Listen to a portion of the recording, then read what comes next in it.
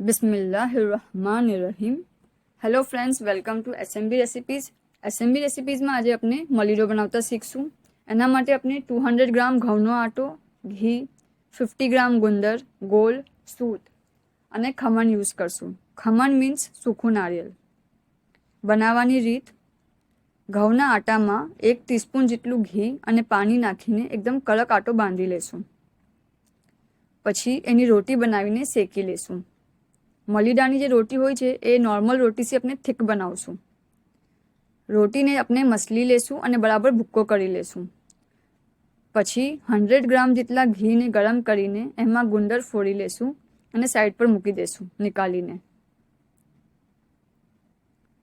પછી 100 ગ્રામ ગોળનો ભૂક્કો કરીને રોટીના ભૂક્કામાં મિક્સ કરી લેશું અને બરાબર હલાવી લેશું. પછી એમાં ઘી ગરમ કરીને નાખી દેશું.